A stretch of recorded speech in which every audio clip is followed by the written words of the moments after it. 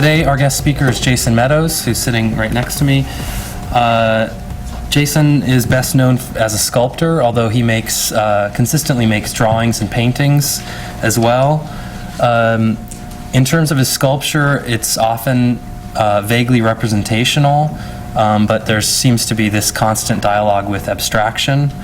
At times it may allude to fictional characters or real people.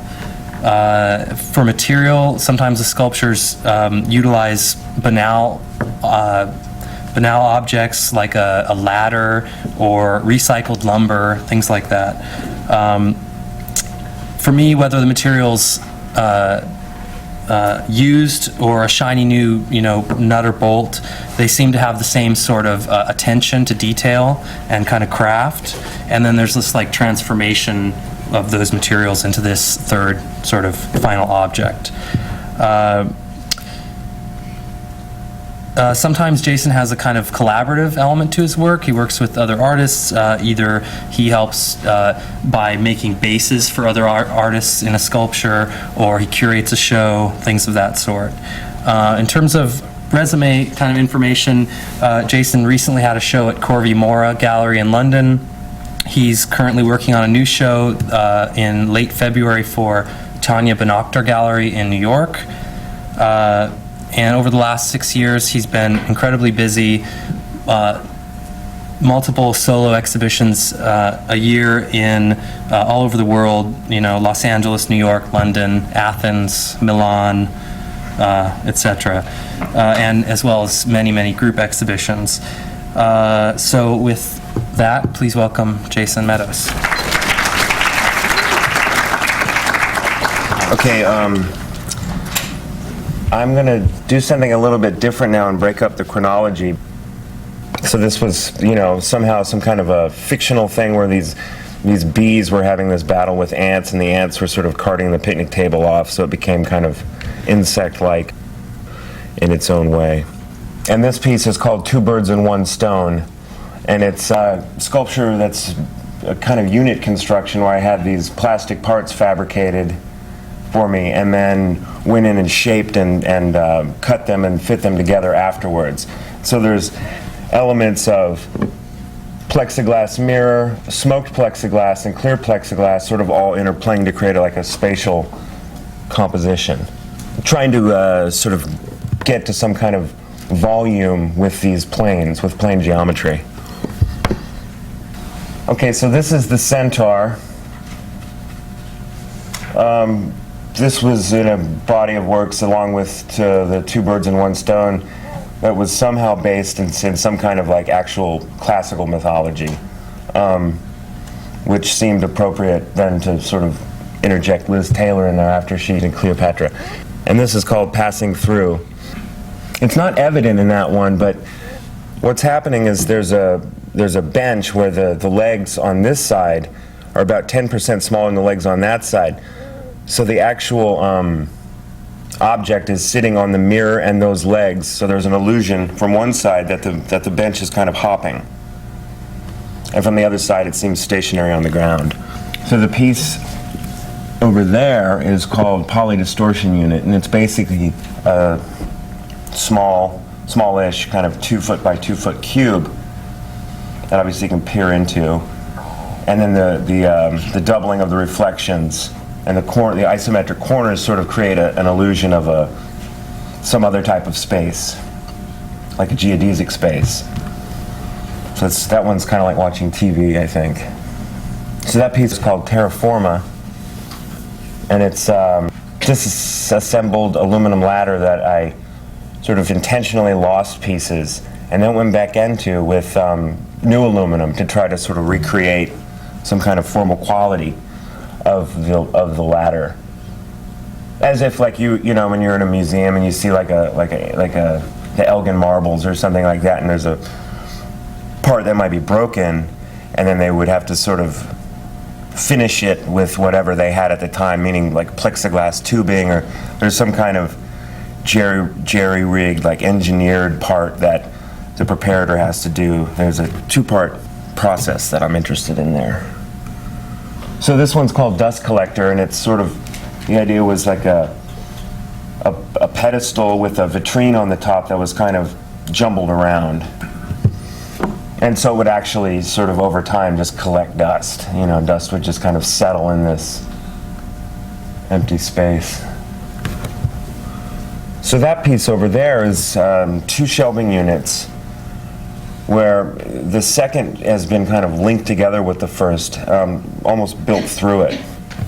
And then on the bottom is a large piece of fiberboard that has holes in it, so it kind of sets on the bottom shelf. So in essence, that large piece of wood is on the bottom shelf, but is also the footing for the sculpture. It's interesting to do this sort of simultaneous presentation because style is something that I never really talk about. And to have style kind of shift and flutter, the whole process becomes very lyrical. I want the whole process to mimic each structure, you know, and so there's a relationship there. And I think that's maybe the kind of observation that wouldn't have happened if it wasn't this kind of dual screen thing, which is pretty cool.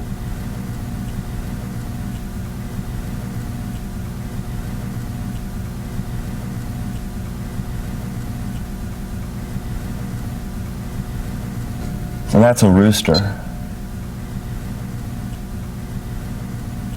And so this piece was sort of a bounce off of Jeff Koons's equilibrium tanks, where he had aquariums with basketballs sort of floating in the middle of a filled tank of water, which I thought was kind of cynical in a way. It's sort of spatio-optical thing that I'm interested in. I'm interested in a one-to-one sort of really direct relationship between the body and the object, or the thing you're looking at. So it's kind of wanting to activate the space in between the object and the person. A lot of the work also sort of has its foot in the idea of an implied kinetic, where something is sort of pointing towards the mechanical. For instance, in this piece called Supercross, the tires are all connected with these linear struts. So if one tire is moved, all of the others move in relationship to one another at the same rate. So these two come up while those two go down. But at the end it was fixed, because I'm not interested in any kind of actual kinetic. And the impetus for that sculpture was the idea of a bicycle rack.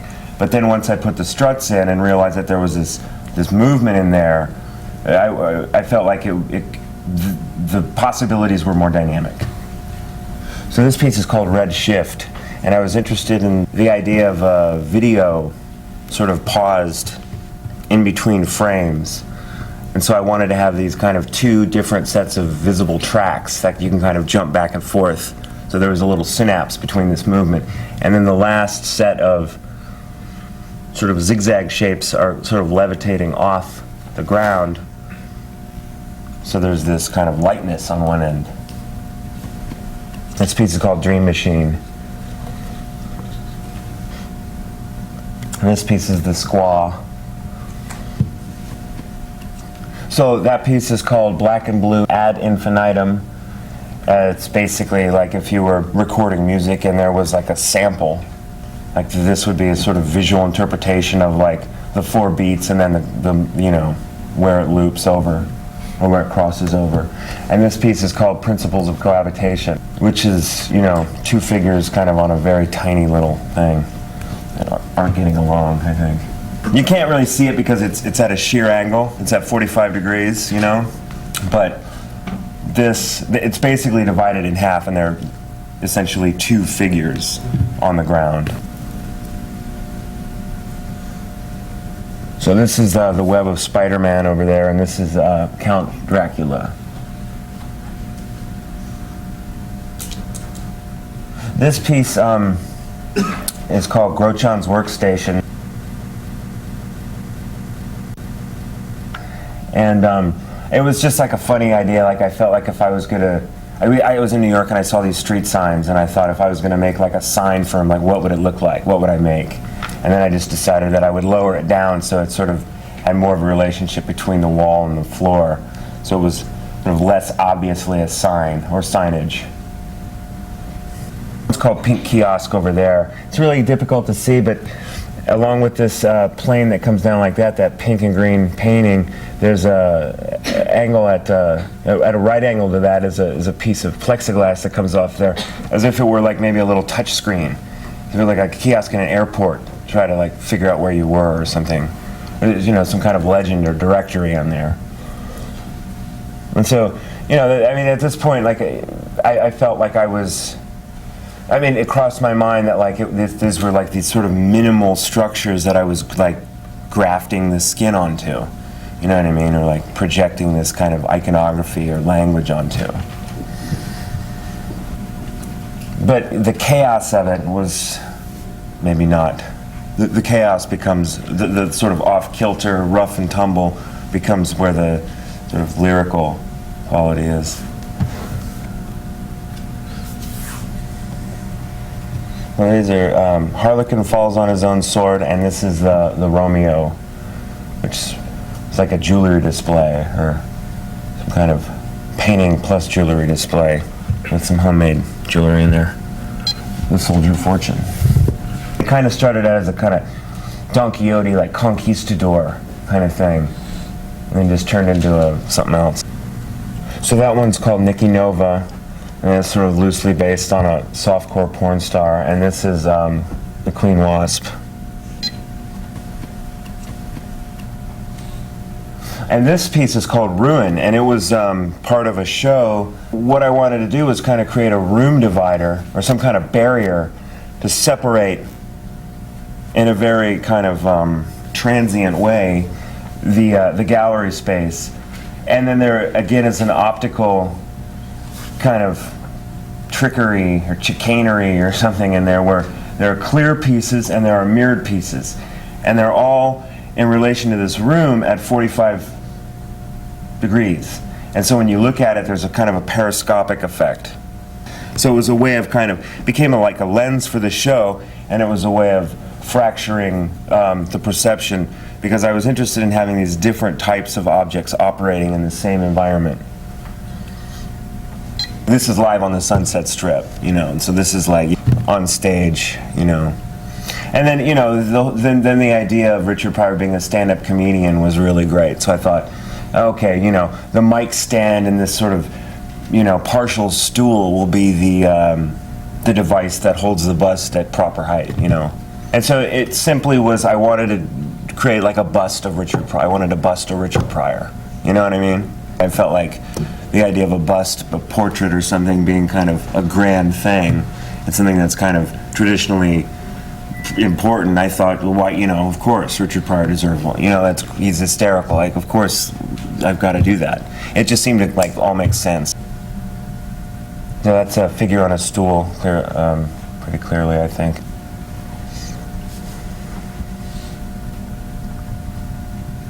This is called Far Lap.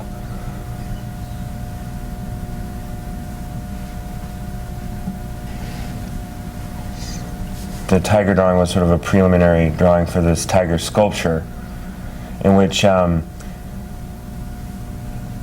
sort of pulled out of the idea that I was playing a lot of you know, PlayStation games at the time, so I was sort of really interested in the idea, like when this one game where like some of the antagonists were tigers, like they would sneak up on you in the, you know, through the trees or whatever, and it was really hard to tell where the surface was. It was like it was floating off, and it wasn't rendered very well. They would move too fast and always kill me.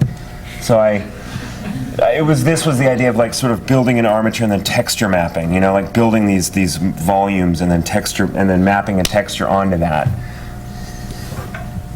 This is Prometheus. So this was another part of this sort of foray into Greek mythology. So this piece on this side is called The Spanish Teacher.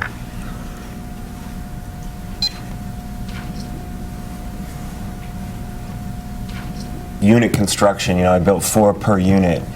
And then it was unfinished for a really long time, and then when I decided that I wanted to include it in this exhibition in Greece, I was going to finish it there, just get some varnish or something and finish it there. And then I thought, no, because the woman that had the gallery had an olive tree in her yard, and she pressed her own olive oil, so I just used the olive oil on it. And it really brought out the wood grain. I mean, it really looks pretty good. I'm assuming when I get it back, I'll probably have to put another coat on. And that piece is called Trailer. It's a ghost trailer, or this, this sort of the ghost of a structure of a trailer. The armature. Okay, so this piece is called the Jimmy Carter Interface, and my computer, this really ancient computer that I just kind of keep fixing and Mad Maxing together, so it keeps breaking, and I keep having to take it apart and get things fixed and put it back together. So every time I take it off, it becomes like this fantastic abstraction. Like I have no idea what any of the components do or anything like that, or how they work, but it's like sort of limitless.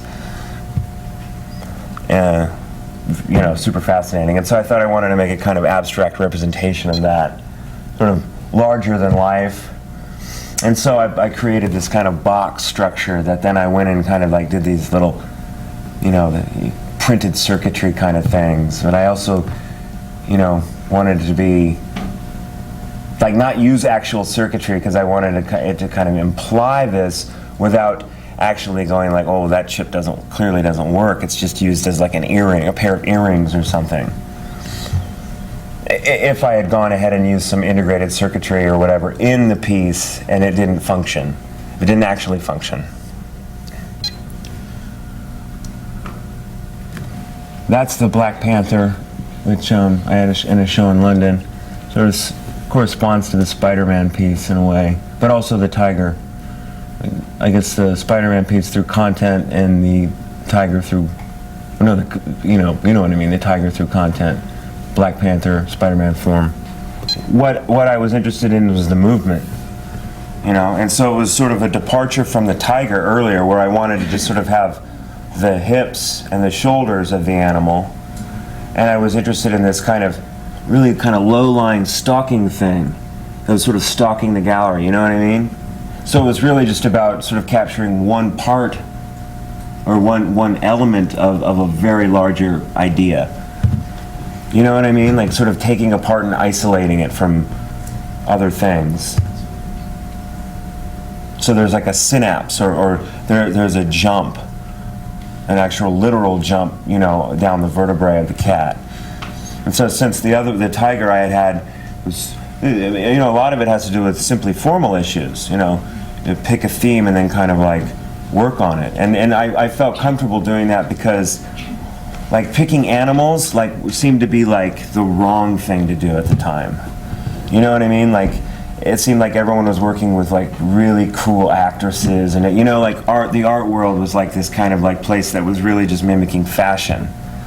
And it was about being hip, and it was about check it out, I got the hippest DJ in the world in my video or whatever at my opening. And it wasn't really about the art anymore. And so I was interested in this kind of classical notion of the object is what we're talking about, not the lifestyle or not the hype. When I started making these things and giving them really literal titles, I would say, oh yeah, that's the Three Stooges or whatever, and they would be like, what the hell are you talking about? I can't see it. And so I realized that it was up to me to direct with language and the title what was happening in the sculpture. Yeah. I think it's untitled, but it's sort of references a lewd position of the body. But it also looks like an elephant dog motorcycle.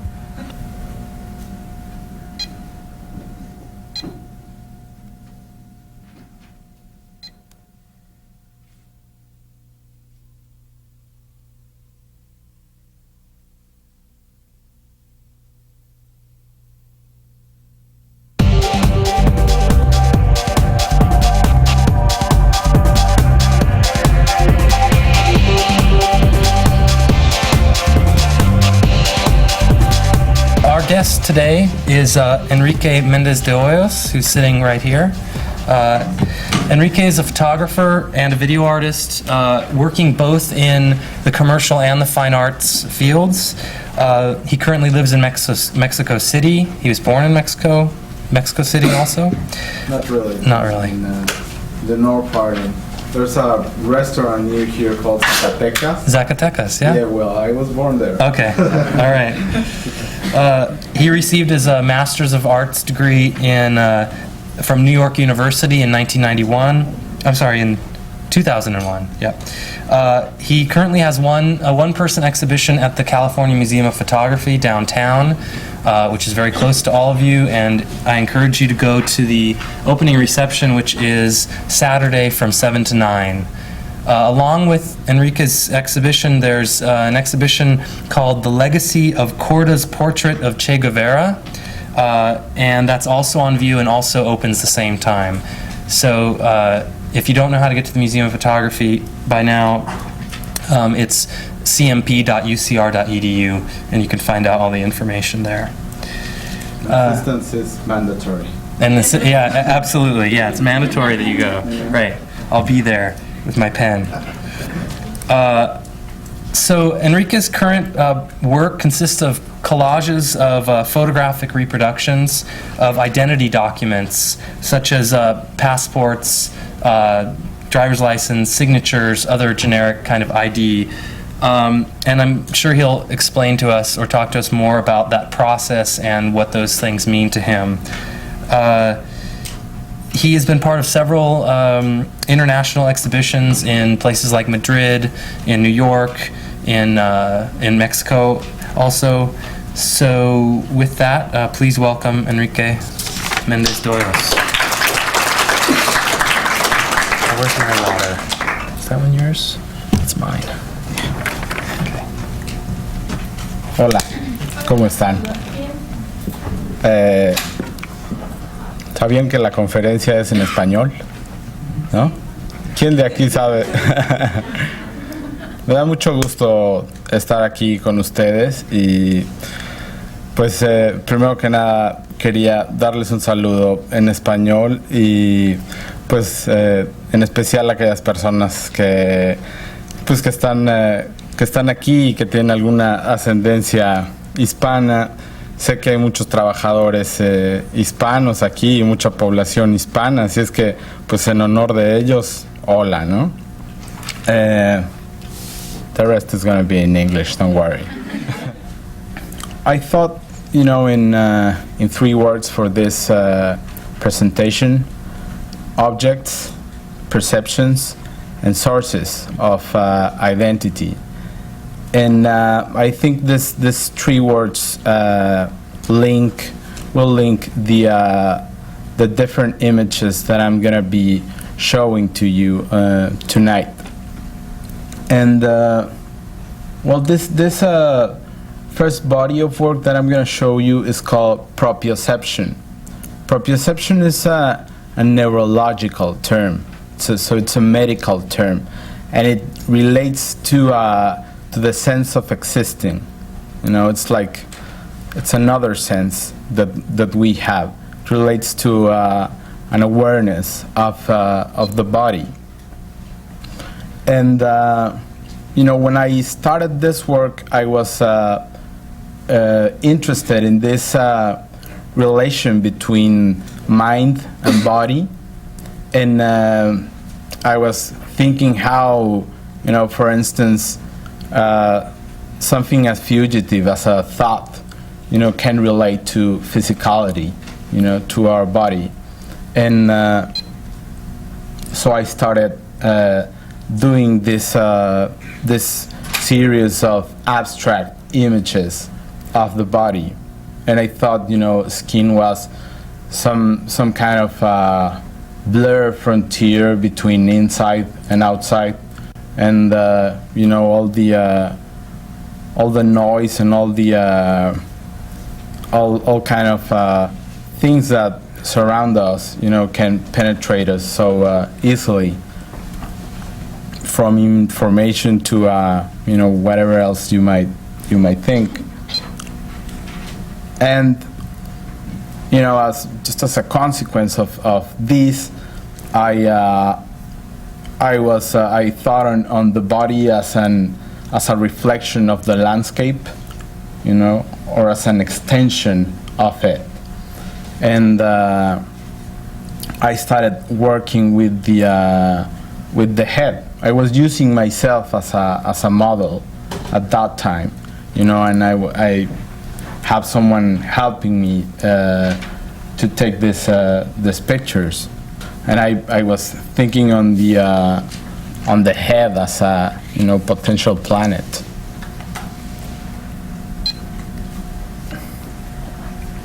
I guess I was really lucky with this work because it was selected to be shown at the Rosenberg Gallery in New York, a gallery that is run by the university. But somehow not being known by anyone and just being a graduate student, I just came up with the idea to show up at the Village Voices offices and ask for Vince Soletti, who's a very well-known critic, a photographic critic in New York. So I show up and tell the guard, hey, I want to talk to Vince Soletti. She said, yeah, right. Gave me the phone. So Vince Soletti picks up the phone and said, well, what's the deal, And he said, well, I have an exhibition here and blah, blah, blah, blah, blah. And he showed up there and made a nice review of the exhibition. And I guess the whole perception of the show changed, by having this single review done. A lot of people from outside the campus went to see the show, and that might give you an idea of what a single review can do to your work, to forward your work. And this work was later shown in Museo del Barrio, which is a museum in Upper Manhattan, and this was in 2002. After that, I started working on video, and I made these video recordings, and from which I extracted images, still images, which later came to be this photographs, this grids, and then they were digitally printed in lambdas. I was interested in this idea of sequence and fragmentation, and I guess that's why I started to work on video, and then I was trying to isolate the idea that there is some continuation of an idea, but there can also be a fragmentation of it, and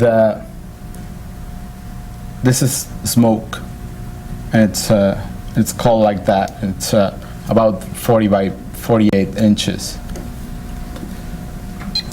This self-portrait, this piece, Ranita en el espejo, and because when we were kids, we used to say that there was a ranita. Does anyone know what's a ranita? A frog. Yeah, frog, a little frog. We used to say that there was a frog looking at itself in the mirror.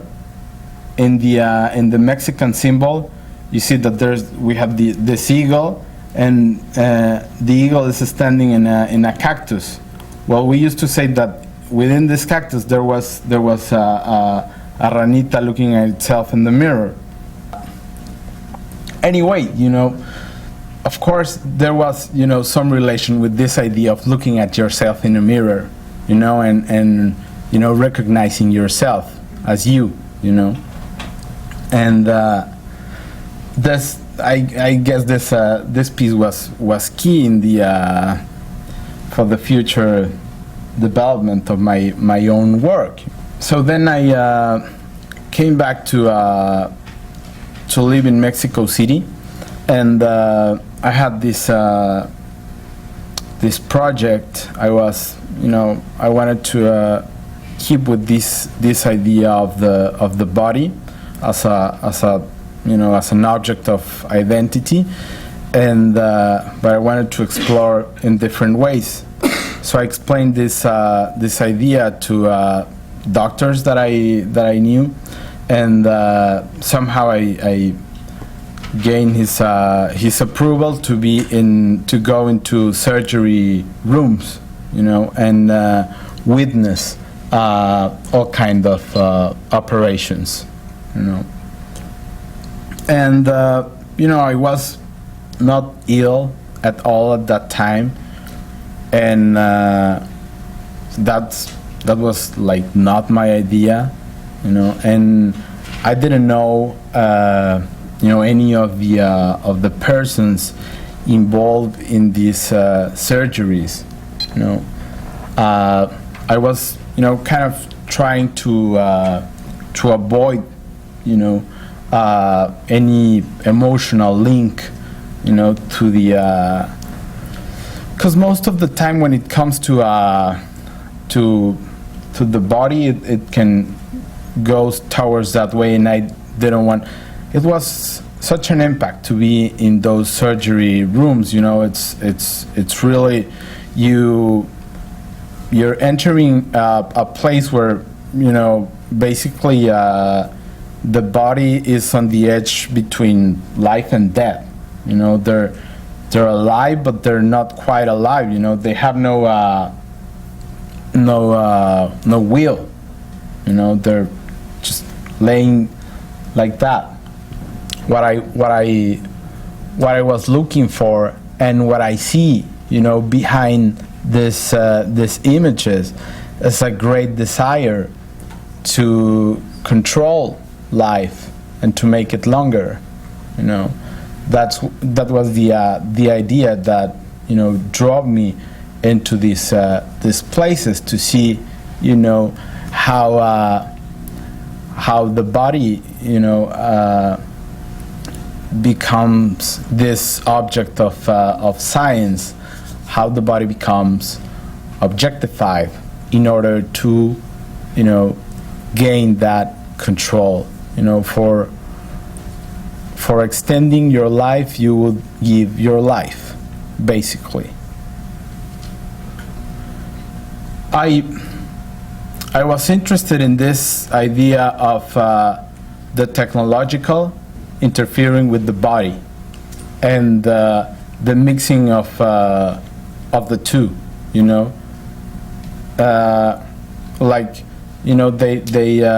There's some point where they become to change parts, and for me, the whole idea there was, to make the body an object of the technological and of science. So I was more interested in representing this than in the actual event, And I also didn't want, to split too much blood over the work, there was not the point, because there was already too much drama on the subject,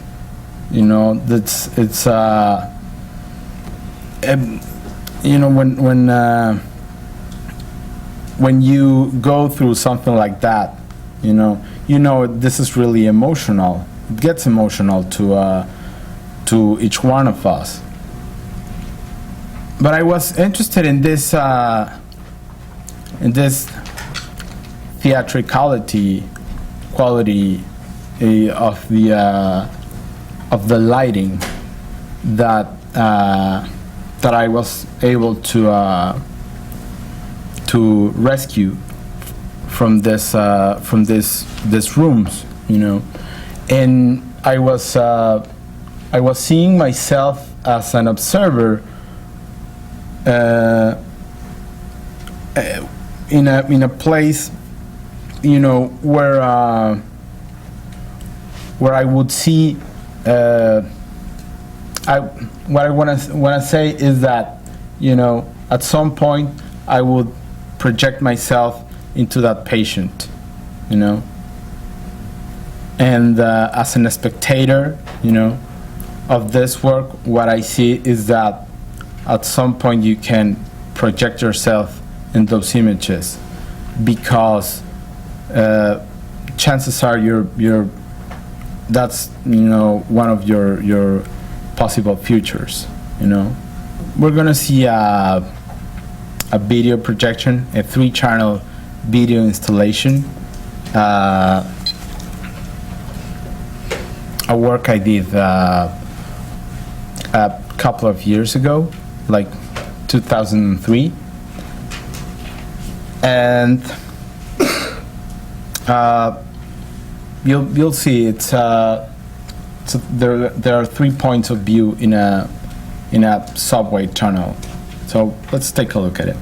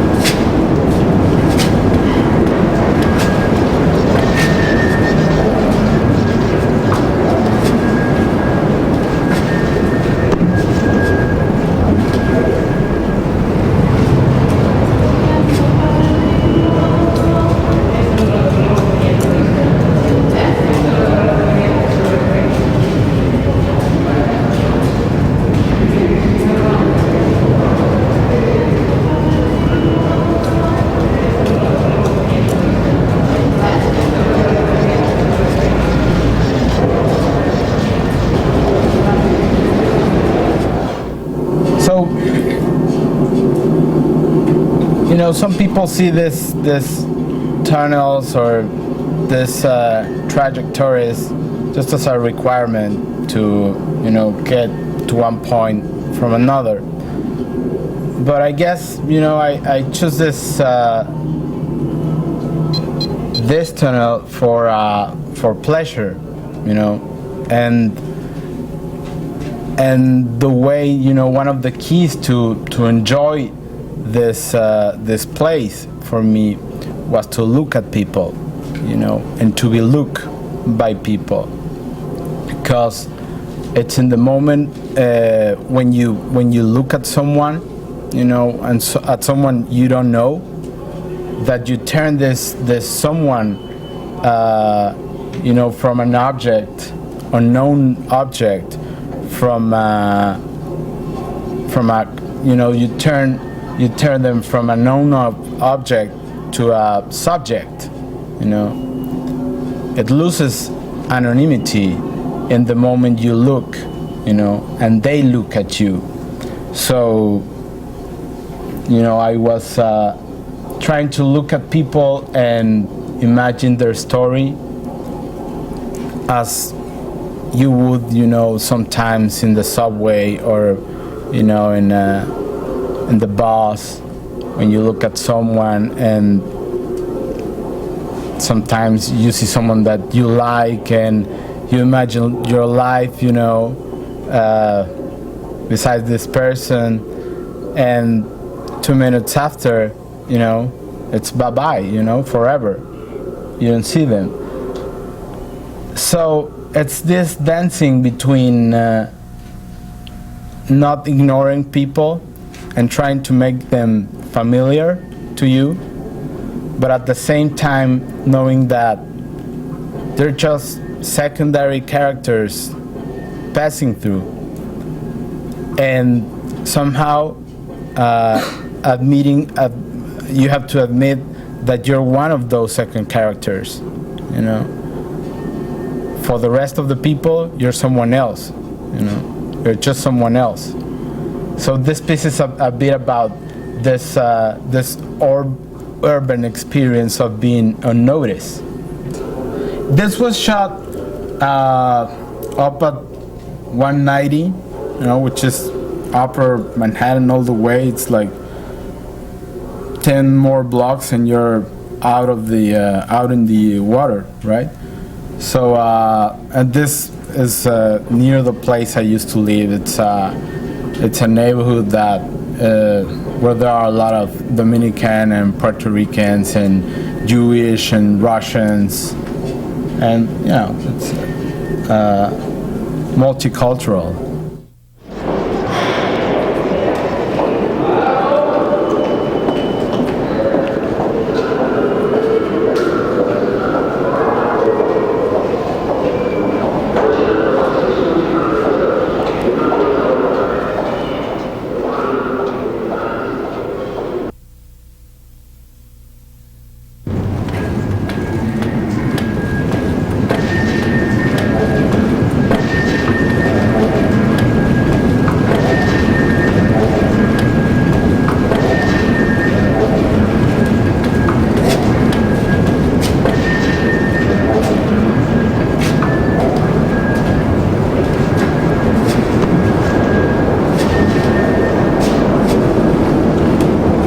Well, as you could see, you know, I was part of this secondary characters.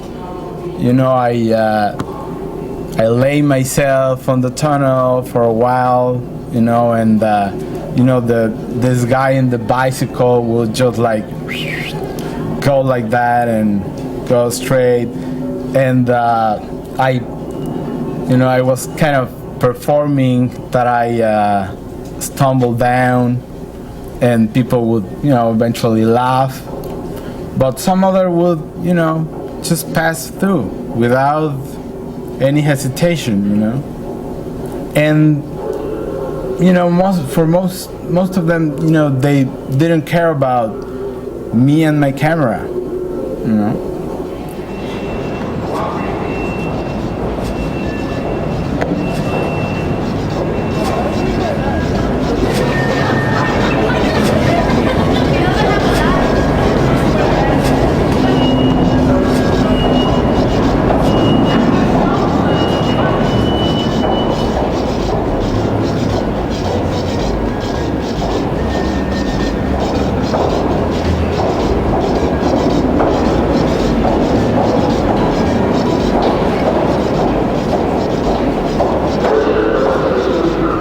Try to leave out, you know, any like any clues that would, you know, attach to this this piece to a certain place, you know.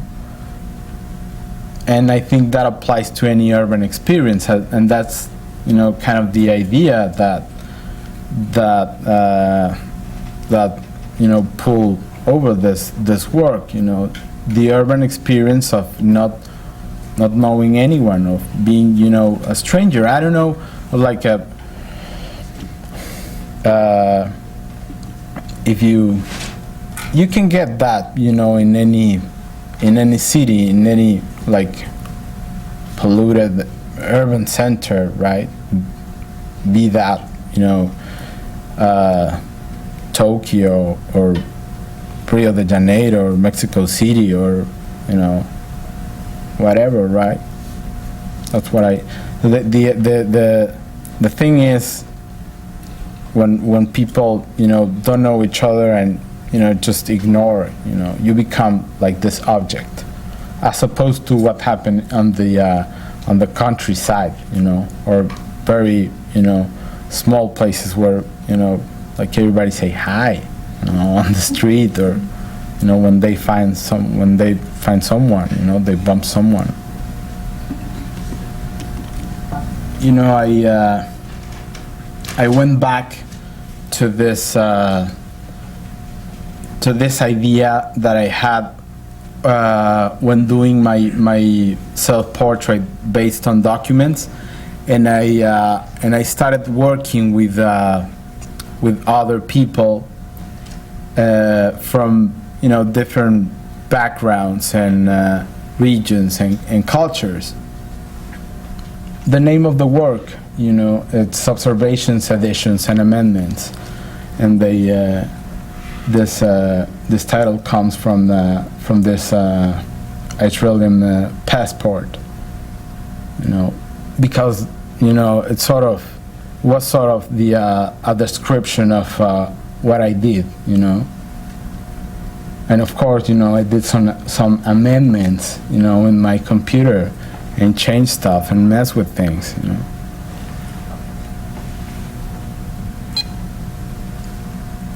And this is one of the first pieces I did, Mayumi, and I was still on this track of the fragmentation of identity.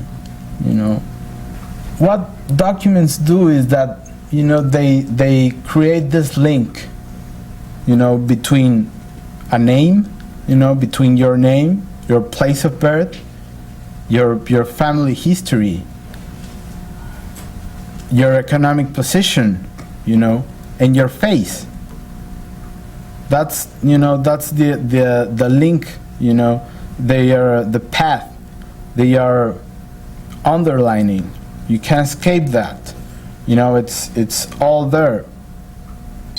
Like, okay, here's Darek, and here's Polish and American.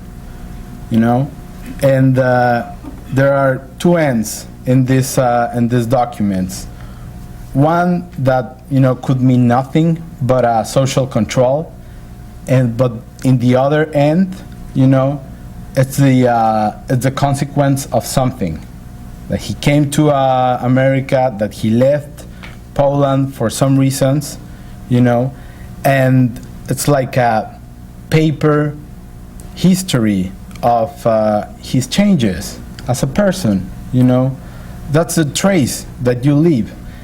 Now you have to be able to stop, and look into these documents, and stop for 1 second and look at those small details that will tell you something, For example, Emilio, he's like the reflection of this joint of cultures between a Mexican and an American, right? He was born from Mexican mother and father in LA, what could make him more Chicano. And when I was doing this piece, I was sort of playing, I was being a little bit playful with this idea, and I was kind of playing with these different symbols and signs to relate to that idea of the Mexican American. So I was thinking in a new name that could be the United States of Mexico, and Mexico, with a triple X as a hardcore porno thing, or I don't know, yeah. And the CO at the end would be like a company, and the American eagle on top of the Mexican cactus, as a Mexican interpretation of the seagull, and then this Los Angeles stamp, it made me think so much about the graffiti on the walls.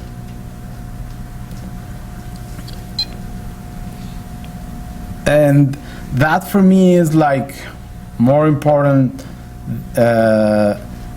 That idea was more important when doing this piece than, having everything, very well designed, or having a very nice composition or so, Then at the end, you make the piece, and it can have, as much interpretations as, members of this group, right? And that's the idea of art. That art is subjective, and it's based on your own experience.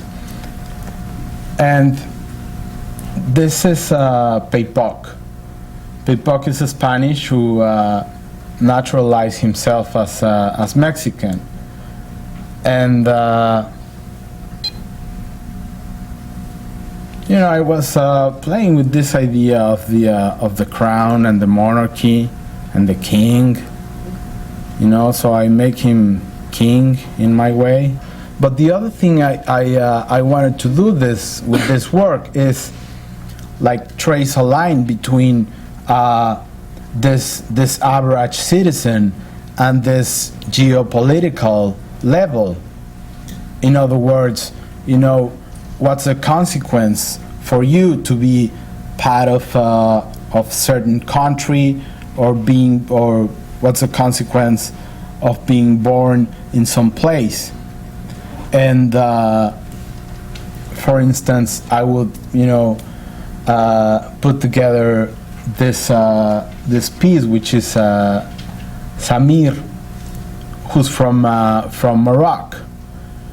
So what's the meaning of being a Moroccan and being beside Spain? So I was trying to wonder about the implications, the things you get from being born somewhere, And this woman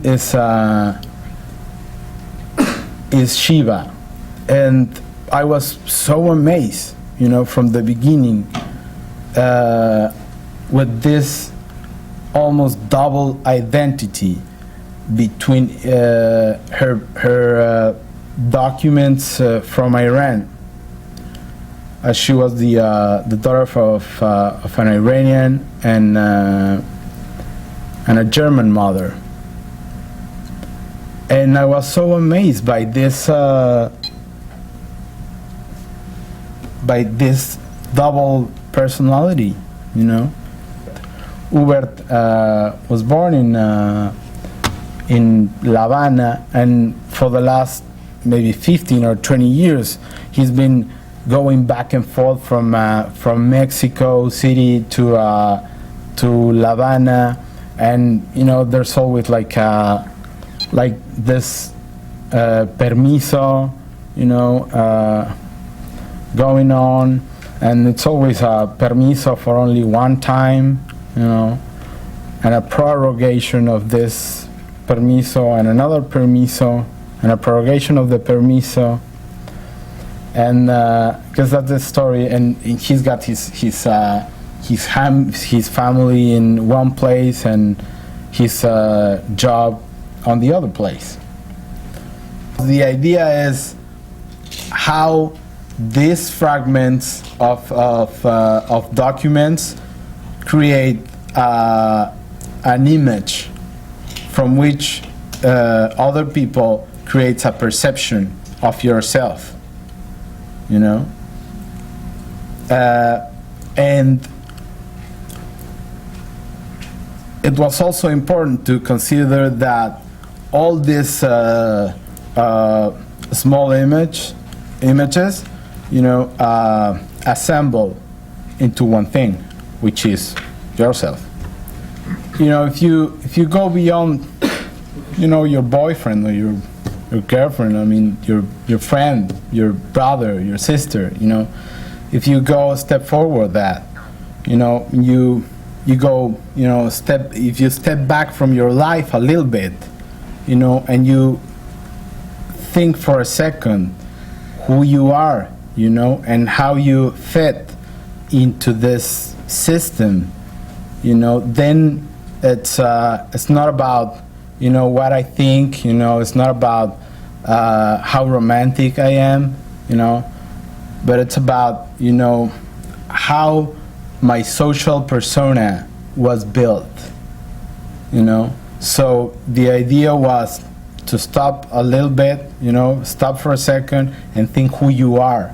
and how you how you became, and how to how these things, they're kind of a control over your identity.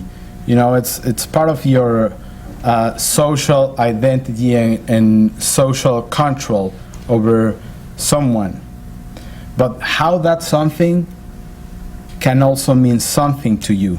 What I was thinking, is that all these parts of the document articulate, to be projecting like a single image, So this number, and the graphics, and all these things that are part of this document, are also part of your image, They create this basic link between your face and all the information. And all the information there, all those numbers, mean something. For me, art is a way to understand life, And that's how, I have been able through these different works to understand who I am, and how I became this guy that I am, and where I'm going. And well, thank you for your attention.